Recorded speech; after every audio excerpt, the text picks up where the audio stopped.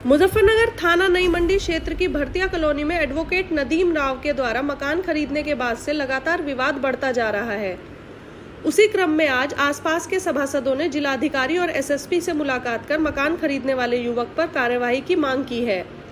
हिंदूवादी नेता ललित माहेश्वरी का आरोप है कि मकान की रजिस्ट्री 333 गज की है, जबकि 400 गज से ज्यादा जमीन पर मकान बनाया गया है और वहां पर अवैध रूप से विद्युत का संचालन भी किया जा रहा था। आसपास के सभासद और हिंदूवादी नेता ललित माहेश्वरी ने इन सभी बिंदुओं पर जांच कर कार्रवाई करने की मांग की है। बता दें कि इस पूरे प्रकरण को लेकर अब मकान बेचने वाला काबिज भी सामने आया है, जिसमें उसने मकान खरीदने वाले नदीम राव को भगवान बताया है और कहा है कि वह मेरे मुश्किल समय में काम आए, इसलिए वह उन्हें भगवान मानते हैं। भगवान वाले सवाल पर सभासद विकल्प जैन ने कहा कि कुछ पैसा ज्यादा मिलते हैं तो वहां आदमी उसके लिए भगवान हो ही जाता है। उन्होंने कहा कि अगर नदीम राव एडवोकेट पर ज्यादा पैसा है तो वह उत्तर प्रदेश के और अन्य गरीबों की मदद करे। जिसने मकान नदीम को बेचा है उसकी भी एक वीडियो आई है। वो कह रहा है कि नदीम मेरे लिए भगवान है, उसने मेरा कर्जा उतरवाया और मेरे पैसे उसने दिलवाए। देखिए, आपको बताऊं कि हिंदू बाहुल्य क्षेत्र में माहौल खराब करने के लिए इस मुस्लिम ने मकान लिया है, तो मुझको लगता है कुछ लाख 2 लाख रुपए फालतू दे दिए होंगे। जैसे जिसको नशे की आदत होती है, उसे जो नशा उपलब्ध कराता है उसके लिए वो भगवान है। इसने उसको लाख 2 लाख रुपए फालतू दे दिए तो इसके लिए वो भगवान है। परंतु इससे हमारे मंडी क्षेत्र का, हमारे मुजफ्फरनगर का माहौल खराब होता है, खराब हो सकता है। इसलिए हम अपने कर्तव्य को मानते हुए शासन प्रशासन को अवगत कराने के लिए आज यहाँ पर आए हैं। अवगत करा दिया आप लोगों ने डीएम जी, संतुष्ट है?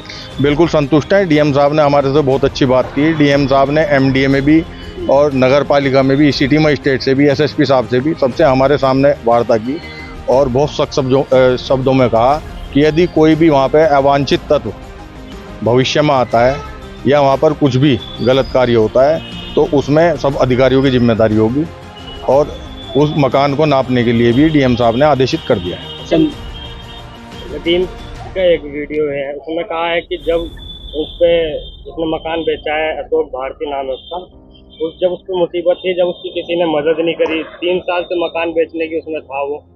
भाई इतना बड़ा परोपकारी यदि नदीम है तो मैं सरकार में उत्तर प्रदेश शासन को उसका नाम दे दूंगा। जहाँ पे भी किसी को जरूरत पड़ेगी तो उत्तर प्रदेश से उस पर फोन आ जाया करेंगे और वो जाके मदद कर दिया करेगा। मुझे ऐसा लग रहा है वो ज्यादा बड़ा राजा और ज्यादा बड़ा महाराजा है, तो उसने इस समाज को सुधारने का और इसकी पीड़ा सहन करने का उसने बीड़ा उठा रखा है।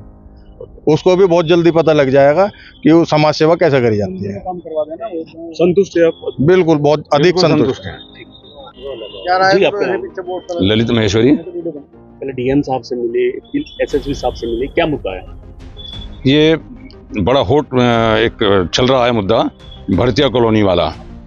वहाँ एक नदीम नाम के व्यक्ति ने प्रॉपर्टी खरीदी है। प्रॉपर्टी कोई भी खरीद सकता है, लेकिन वहाँ आवाम हिंद का बैनर लगा हुआ, उसका ऑफिस बनाया और वहाँ मोहल्ले वालों ने बताया कि यहाँ पर करीब 50-55 लोग नमाज पढ़ के निकले हैं फ्राइडे में।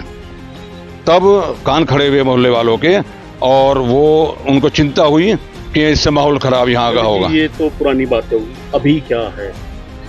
अब एक तो जो जमीन का बैनामा है वो केवल 333 गज का है और मौके पर जो बिल्डिंग बनी हुई है 475 गज में है।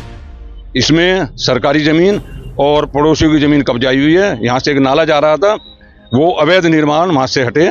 इसके लिए हमने डीएम साहब को एप्लीकेशन दी है और इसमें स्टाम्प चोरी भी हुई है। इस सब के निमित्त हमने डीएम साहब से मिले। और बिजली, वहाँ जो बिजली का मीटर है, 3 महीने से जब से इन लोगों ने लिया, लगातार बिजली चोरी चल रही है और मीटर छुट्टी के दिन टांग दिया जाता है। इसका मतलब कितने लंबे हाथ हैं इन व्यक्तियों के, और वो आज तक जुड़ा नहीं है। वहाँ लगातार चोरी चल रही है। इसमें जो संलिप्त हैं हाईडेल के व्यक्ति, उन पर भी कार्रवाई हो, ये सब हमने डीएम साहब से मिला। डीएम साहब ने कहा है कि तुरंत सभी चीज की जांच होगी और इसमें दूध का दूध, पानी का पानी किया जाएगा। नदीम को मकान बेचा, उसका भी एक वीडियो आया है। वो कह रहा है कि नदीम मेरे लिए भगवान है, मेरी मुसीबत में काम आया नदीम। ये तो सब पूरा एक ही गैंग है। ये कुछ नहीं है, सिर्फ गैंग है, आपस में मिली भगत है। स्टाम्प चोरी है, बैंक से मिलीभगत हुई है। बैंक में जो अगर प्रॉपर्टी 70-75 लाख की थी तो 35 लाख में बैंक ने सेटलमेंट कर दिया। ये सब आपसी मिलीभगत है। वो कोई व्यक्ति उसने जो ऐसा माहौल बनाने के लिए दिया है, वहाँ जानवर भी घूमेंगे।